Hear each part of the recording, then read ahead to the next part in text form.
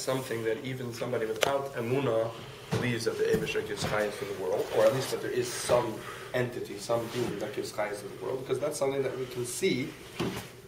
To the world or to the body, or is it the same thing? Both, the same thing. That's something that we can see figuratively, not literally see with our eyes, but see with our gashmistic capacity.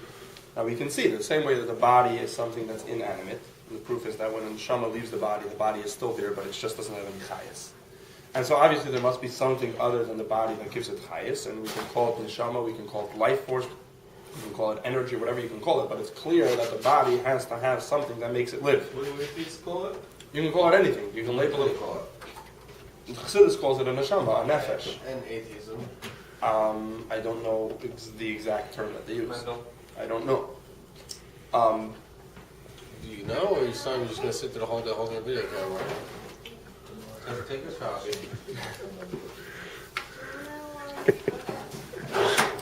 I actually did once see, in the name of one of the biggest atheist professors, that he was saying he was saying something to the extent of there are questions on atheism, and there are things about atheism that don't make sense, but we have to believe that this is the truth. And I think he even uses the word belief because this is the only thing we have. The only thing we have is physical matter. Right. So we have to believe that this is the extent of what we know.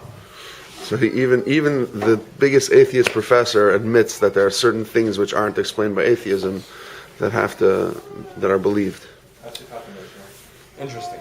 So the same statement we would make about the world, that the world is physical matter, which wouldn't live, and most importantly, by live we mean that the world grows.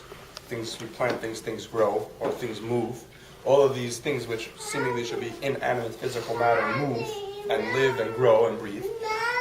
So obviously there is something that gives it. Obviously there's something there that gives. Hold on a second. Label. No. Moshe, the cookies are by the moras, by the babysitters. The babysitters have cookies. Yes, this is a chocolate cookie. Want another one? Here. So do you hold this? Just get an audio recording and pile it down. What? So get an audio recording on your phone. Have this at home. And so obviously there must be some form of a chayes that exists. The Mora going to give it to you. It's sustaining the body. That wants to sustain the body. So the same thing is with the world. There must be some form of a chayes that sustains the physical world. So that's not what we mean, and that's not what we say that it requires emunah to believe in Hashem. And the Shach Tzedek goes to stress is that that's not something that's unique. That's not something that's unique to Jewish people. Even a non-Jewish person would believe. Even a non-Jewish person would believe that the world needs some form of a super entity, regardless if you're going to call it a god or not, that brings chayes to the world. What the emunah of the Yidden is that they believe that the world, that the Eibusher is more than just giving chayes to the world.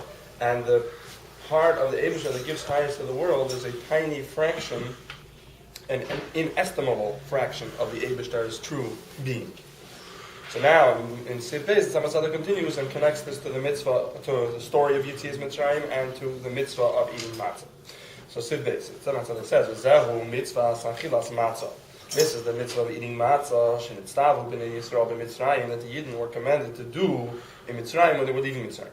Ki Mitzrayim, what does Mitzrayim represent? And what were the Yidden when they were in Mitzrayim? Hein mechusrei emunah. They were lacking in emunah, and specifically hana, the above mentioned emunah. Not that they didn't think that the world needs something to give it chayes. They quite possibly did believe that, and in fact, right, the Egyptians did believe in forms of godly worship. They believed, they worshipped the Nile, they worshipped other kinds of gods. They did. It's not that they were atheists, but they didn't believe the kind of emunah that the Eibusher wants of the Yidden, which is that there's not even a super, that there is only one Eibusher, and to legabi that Eibusher creating the world is a tiny fraction of the Eibusher's Mitzias. To take the Yidden out of this Mitzrayim, out of this limited emunah, to bring him to the true emunah, the emunah that Shemach Tzedek discusses, that was through the mitzvah of eating matzah. Shehi hanikra that is what's called the matzah. The Zohar refers to the matzah as mechla de mehemnusa, the food of emunah. And why is it called the food of emunah? Shebah, the al yada, through the matzah, and by eating the matzah, yagiu, the yidden will reach this level of emunah. V'tikava b'li boisam, and it will be implanted and ingrained in their hearts. Emunah zu, this emunah. So that's what the mitzvah of eating matzah is. The mitzvah of eating matzah is that at the time of Mitzrayim, the yidden did not have the emunah that the Eibusher wanted of the yidden. The most that the Yidden could have had was the type of emunah that the Mitzrayim would have had at that time. A belief that there's something which gives life to the world, but not that the Eibusher is such a great Eibusher that like Abi the Eibusher, the entire world's Mitzias, the world's existence is as nothing. And by eating the matzah, that enables, or that's a physical embodiment of the idea of Yitzias Mitzrayim, of coming out of Mitzrayim and believing in the Eibusher and this type of emunah. So what's the connection though between eating matzah and this type of emunah? So Matzah explains the idea that eating matzah is the food of emunah that gives you this emunah. Yuvan will understand it on a deeper level. Al pi maimer azal, according to what Chachamim say, that ein hatinoik yedei al likreis abba ve'ima ad sheyitem tam dagan. That a child does not know how Abba ve'ima. Yeah. Usually it's just Abba. Yeah, but it's like this is a couple hundred years after the Gemara, so you added an ima. Wow. And a child doesn't know how to say Abba ve'ima until he tastes the taste of grain. And before the child tastes grain, he can't eat. I don't know what the current realities or understanding of the realities are, but there is somewhat of a coincidence with the child starting to eat solid foods and the child Talking. So I don't know exactly what it means, but there's somewhat of a coincidence. And there's also another mimer in the Gemara that a child doesn't know how to say Abba ve'ima until basically his diaper starts to smell. And then somewhere else the Gemara says that the child's excrement doesn't start to smell until he eats solid foods. So it all sort of circles back to the same idea. So what is the idea that a child doesn't know how to call his father and mother, and then he knows how to say Tati Mami?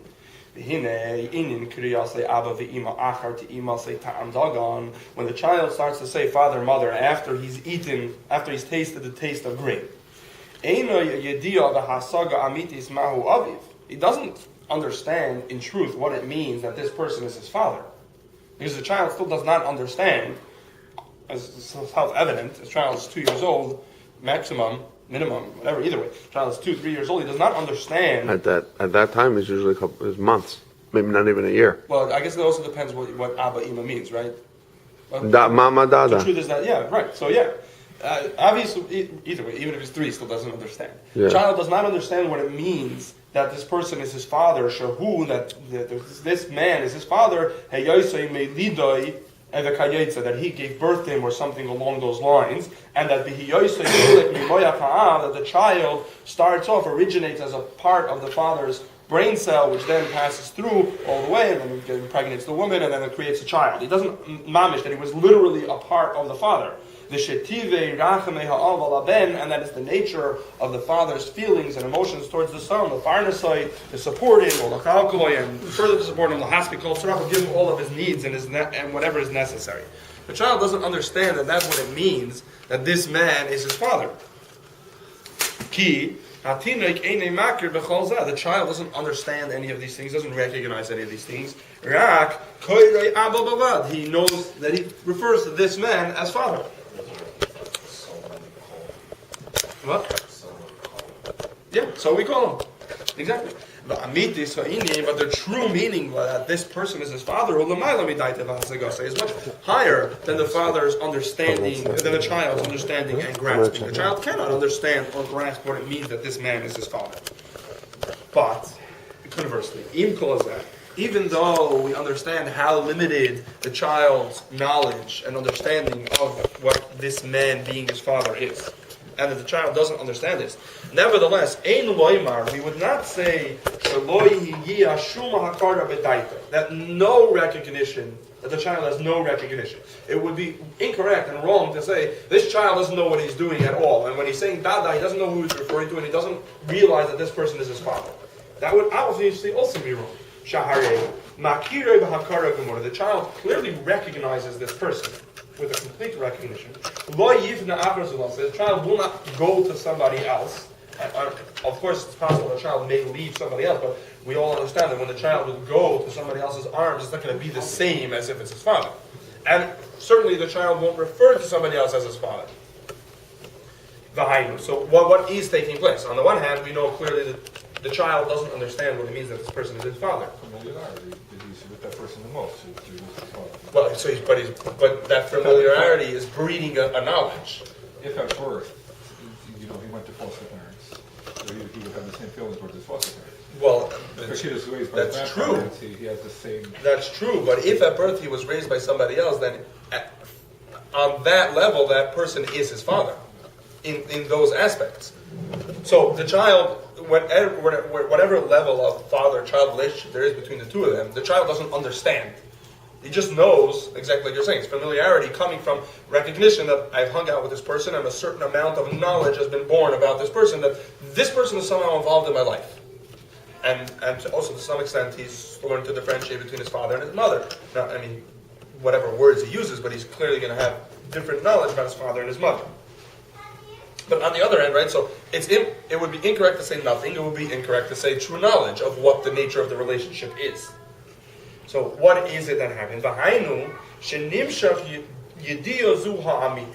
The true knowledge that this person is his father, this knowledge, like at this point it is beyond the child's capacity to truly understand what it means that this man is his father, or this woman is his mother. That knowledge, though, was nislabsha b'tzimtzum in a very limited manner, in the child's current level of understanding, until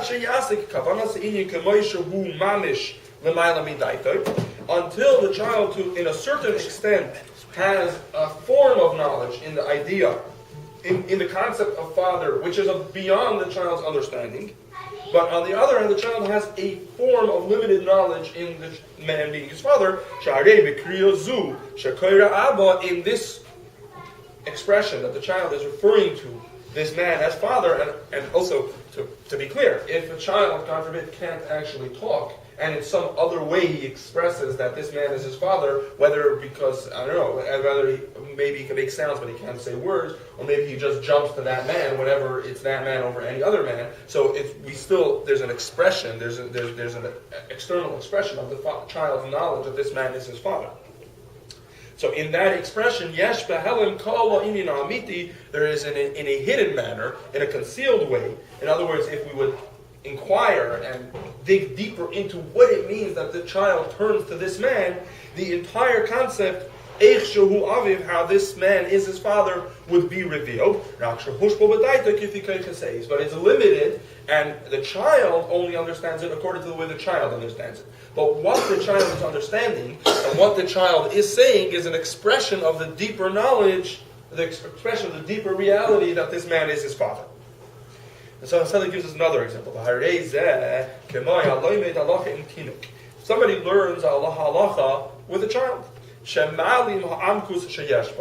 He hides the depth that is there in this halacha. He tells him, the short, limited version of what the halacha is. He just tells him, look, you're supposed to put on tefillin on your left arm. He doesn't tell him that, it says in the pasuk, al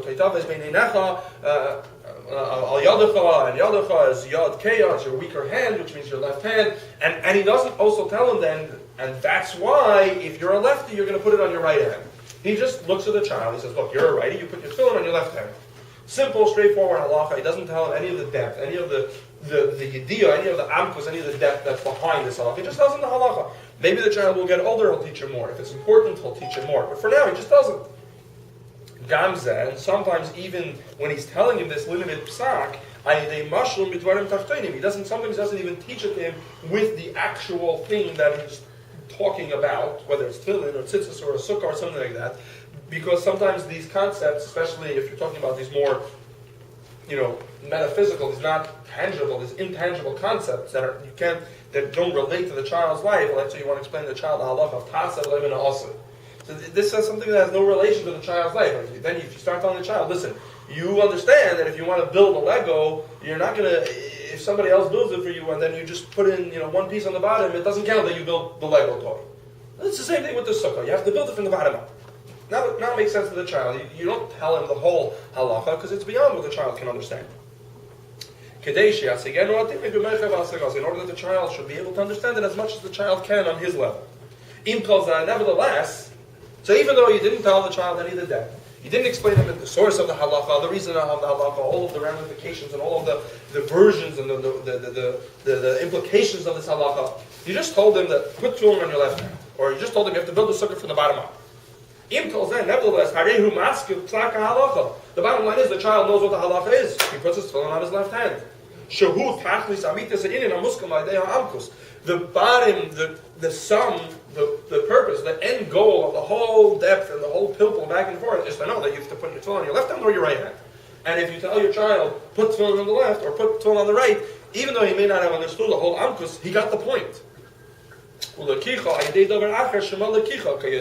As is well known, there's a rule, a psak and a halacha, that if you're taking something, you grasp something in your hand, even though you're taking it through something else, you're still considered holding it. Now, that's a simplification because sometimes there's the problem of chatzitza. But as a general rule, if you're holding something through something else, it's considered. So specifically, this halacha is talking about the lulav. It says l'kach lachem. You have to take agudas ezev, a bundle with a lulav and a hadas and an arava. So the Gemara discusses how the Anshe Yerushalayim used to have like a case for the lulav that was made out of gold. So seemingly it's a chatzitza because there's a separation between your hand and the lulav of gold. Gold is not material. It's one thing if the separation, if you bundle the lulav, the hadas and the rava with, as arminig is to use lulav leaves, then it's all part of the same species that you're taking. It's a lulav branch, leaf. But if you're doing it with gold, it's the kicha yedei davar acher. You're holding the lulav through something else. So the Gemara says the kicha yedei davar acher shema the kicha. If you're holding it through something else, ultimately in your hand is a lulav hadas and an arava. So you're holding it. So someone said the saying is it's the same thing. It doesn't matter if you gave the child a halacha through a mashal. Ultimately, the child has reached the conclusion that he needs to build the sukkah from the bottom up. And so it's the same thing. The same thing is when the child says father and mother. The child is learning to say through the fact that the child tasted the grain.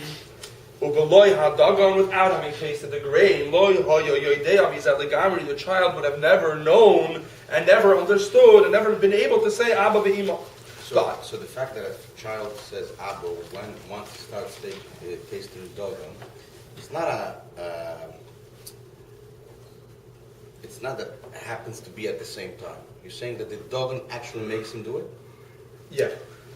Dogon makes him say Abba? Yeah. Or at the same time that a child tastes dogon, that's the time that he starts saying Abba? So the Tzemach Tzedek here doesn't discuss it. The Alter Rebbe in this Maimer discusses it. The Alter Rebbe says that, it's specifically eating dogon. Eating dogon makes you say Abba. So we might say solid foods in general, but that would be incorrect. So Tzedek discusses specifically dogon. So Tzedek says because dogon specifically, the spiritual energy that creates dogon is chachma. And chachma is the koyach of connecting to something that you don't fully understand. Bina, for example, is the way you connect to something that you understand. Das is the actual act of connecting to it after you understood. Sarush is the explanation. I'm trying to understand physically. The Gashmis, you would have to talk to a child developer. Not developer, it doesn't say somebody that understands child development. The fact you start eating wheat, that is not wheat. Whatever. I said grain. Yeah. So once you start eating grain, that might explain why so many people do addictions because they don't eat grain. My mother works a lot with child development, and I don't know specifically about grain, but she definitely says that like different stages in development, if a child does them properly, it's not just like, okay, you learned how to roll over properly, you learned how to lift up his head.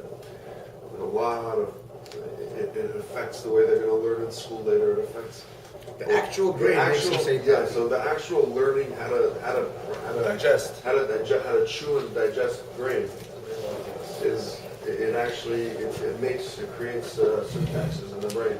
It's interesting because I once read somewhere, I have no idea if this is accurate, it could have been on these weird weird internet websites or New age. Yeah, but I did once read somewhere that if a child sort of skips through a crawling stage and sort of jumps like straight to walking, that they can literally skip, but like doesn't have a developed crawling stage. For sure. It's not a good sign.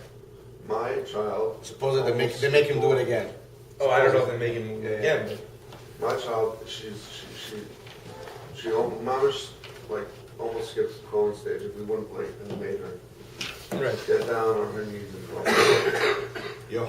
So the Alter Rebbe says that specifically Dagon, because Dagon is created through Chachma, and Chachma is the koyach that the Nefesh has to create, to connect to something that it doesn't fully understand, which is exactly what's taking place over here. So by Adei HaDagon and Nimshach Lo Yediyah Zu, through eating the Dagon, the child gets this Yediyah. Could you say that the Gashmi for Pashtus, for the Pashtus of Pshat and Gemara, like what the rabbi said, that it happens at the same time? So the Shad is no, this is specifically. Well, Meaning, what's the Pshat with Pashtus? well, you could say that, but that would be incorrect, right? Because there's panim, there's acharu panim. Even if you translate the Gemara literally to say it's coincidental, but Chassidus is telling you that it means there's a connection. What's the Pshat? So then that's Pshat in the Gemara. How are we learning it to You know, what's the Lashon in the Gemara? The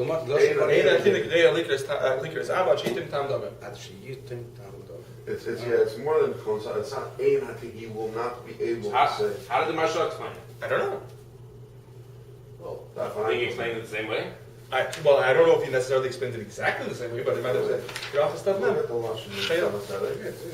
When he first brings it, he adds ain to the day. It's above the evil. He added Dima. So by they had Dagon through the child eating the Dagon, Nimshach Lo Yediyah Zu, this Yediyah, Shehi Be'emes Mikablos Hadas, in truth, as we just discussed, knowledge of what it means that one person is another person's father is really a very deep concept. Because you have to realize that this entity that we see separately, walking and existing separately, started off originating in the brain of this other person, the father.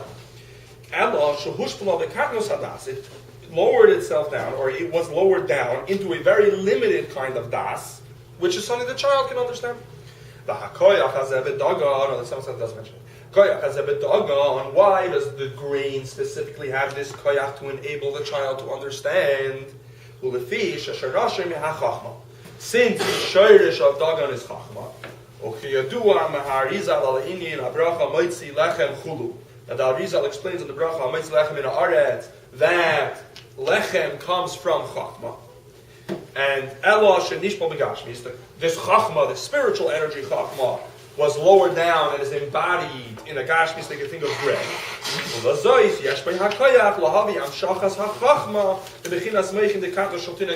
therefore, when you eat bread, it enables chachma to come into your body, or when you eat bread, and it sort of, I guess, is manshich more chachma, or continues to strengthen the koyach of chachma that you have. A child who has never tasted dagon, so the first time that he's eating dagon, his koyach of chachma is starting to grow for the first time, or starting to become revealed from his neshama into his body.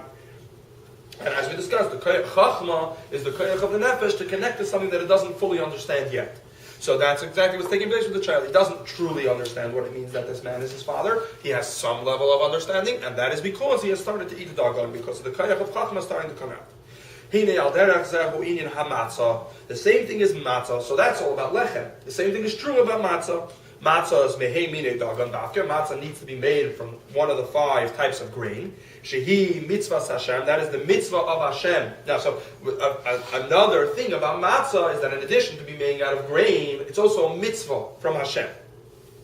Therefore, Yiyah Yedei Zeh Hamshachas Das Eliki B'nafshis B'nei Yisrael. Since bread is chachma, so it brings chachma to the nefesh.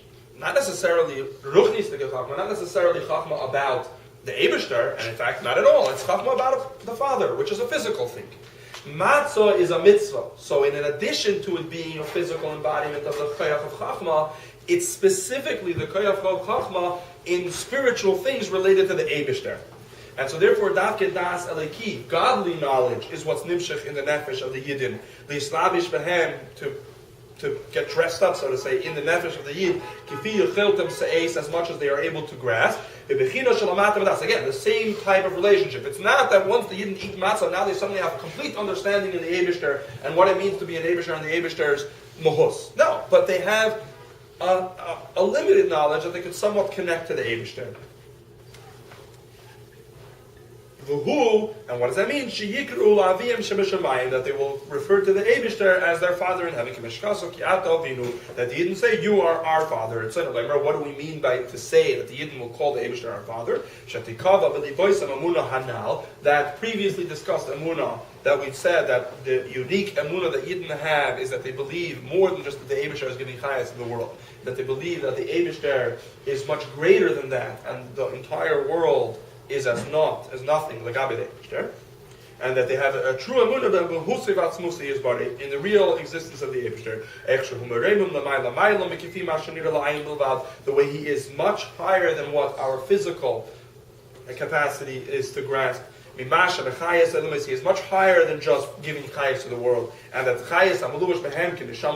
and he's much higher than the chayas that comes into the world as the chayas of a neshama into a guf. Because the truth is, the main thing that gives chayas to the world is not the chayas that comes into the world. It's rather it's the chayas of the Eibishter. It's the Eibishter that stays above the world, as we previously discussed. And because the chayas that the Eibishter gives to the world is only really, in truth, a tiny fraction of the Eibishter's existence, the entire world is truly, as in truth, the entire world is as no Metzias at all. Is not reckoned as anything. It's not even another thing, an additional thing, as we discussed. Even though the neshama, the guf has an independent existence over the neshama, and as we see it, when the neshama leaves, the body still has an existence. So we're not going to say that the neshama is on equal level of existence. The guf is on equal level of existence of the neshama. We'll still say, look, the neshama exists in a much truer sense. It has a much more eternal existence. It has a much more true existence. And the body, not as true. And again, we could look at when the neshama leaves the body. So the body does continue to exist, but only for a short time. Eventually it starts to rot away. Mashiach, the neshama stays for much longer. So we won't say they're on equal level, but we'll say it's oid. It's another thing. We have the neshama and the guf. So it's not nothing. It's not on equal footing. But the world, the Eibishter, it's not even another thing. Kanal, it's if you were truly discussing, if we truly understood the Eibishter, the way the Eibishter really is, and we compared that to the world, it would be incomparable for starters, and we would say that the world doesn't have any real existence at all, not even an additional thing. And that is the emunah that comes into the Yidden to believe that that is what the Eibishter is, and that is what the world really is, and that is what's really taking place, even though we can't understand that. Similar to the way the child calls the father, father, even though the child can't understand it. And the koyach that we get to do that is from eating the matzah. And so, because it sort of fits over here, so they bring over here, because the Tzemach Tzedek discusses in that mimer. The Tzemach Tzedek, I'm sorry, because the Alter Rebbe discusses in that mimer. So Tzemach Tzedek says, they bring over here from the mimer of the Rebbe Marash that when you eat the matzah, the shem a mitzvah, for the purpose of doing a mitzvah, you're getting physical chayas from the mitzvah. Because you're eating bread, or not bread, you're eating something, a matzah, which is something that can sustain you. It gives you chayas. Or as the Lashon Chassidus uses very often, it becomes part of you. And which is interesting also, right? Because the mitzvah of matzah is not one of the only, but it's one of the very few mitzvahs that you can't be yaitza somebody else. The reason is because it involves eating. Any mitzvah that involves eating, you have to actually eat it yourself. Somebody can't be mitzvah you. Somebody can make kiddush for you because you don't have to taste kiddush. It's a takana of chachamim that you should make kiddush on wine. Somebody could blow shofar and you can hear it. Many mitzvahs, somebody else can do the physical action and you could be yaitza through their action. Matzah, so you can't have somebody else eat the matzah and be yaitza for you, which would be convenient, but it can't be done. You have to eat the matzah yourself because it's a mitzvah of. Which, okay, this might be something that would be difficult to relate to. The Gemara says you have to have anah from eating the matzah. So you have to eat the matzah yourself. So I don't know if we have anah, but the idea is that physically there has to be sustenance. Doesn't necessarily mean pleasure. Right, yeah, right. Yeah.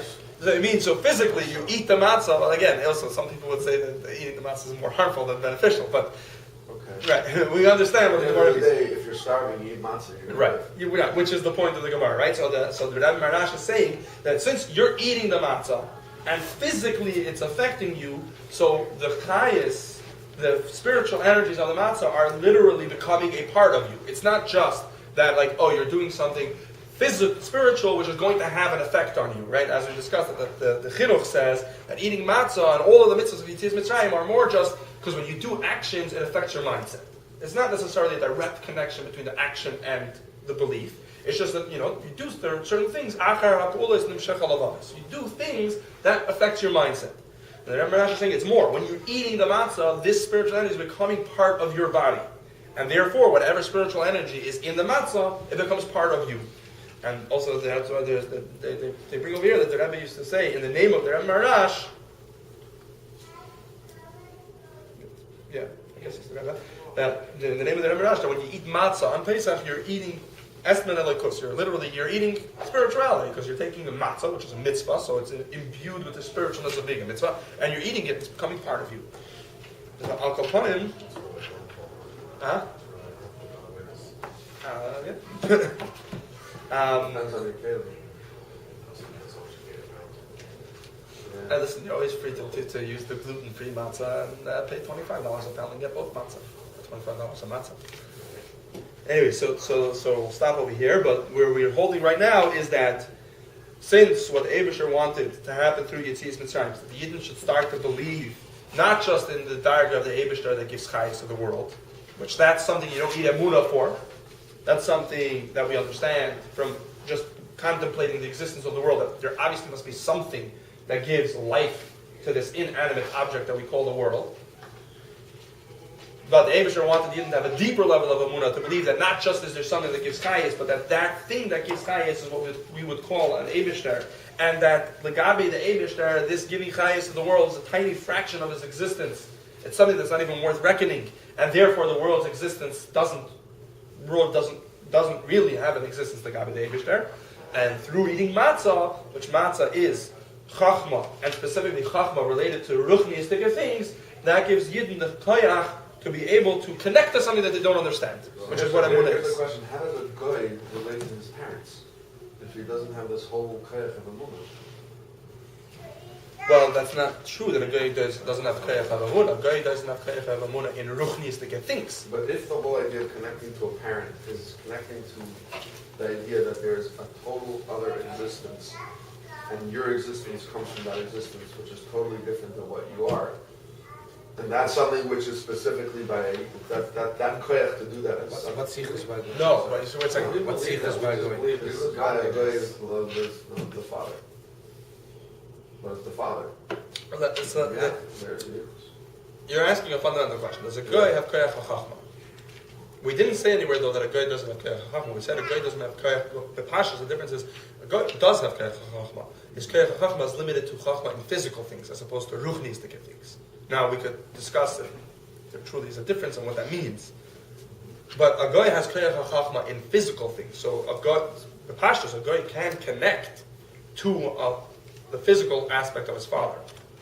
Meaning, it's a physical thing. The father gave birth to the child. That's something that a child, even if he's not a Yid, can connect to. But to connect to a ruchniistic thing, that's a uniquely Yiddish koyach.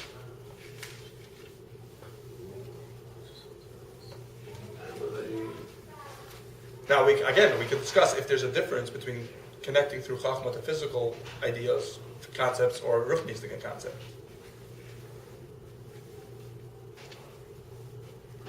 But there's going to be one fundamental difference, which is that for gashmistic things, maybe the child now can't understand it, but on a certain level they are understandable. Do you think that the connection that a Yid has to his parents is different than the connection that a guy has to his parents? That was your mind, no? Yeah. And was it? What was it? It's clearly that because Yidden are closer to the Eibusher, and the connection that a child has to a parent is because of the connection that Yidden have to the Eibusher. Therefore, the connection that a Yiddish child has to his Yiddish parents is deeper than the connection. Wait, that wasn't the Maimer, that was the Shiur. No, That was the Maimer class. The Maimer Shabbos afternoon. There you go. Yeah, Shabbos afternoon. Where were you? I was outside. Halucha. Welcome to New York.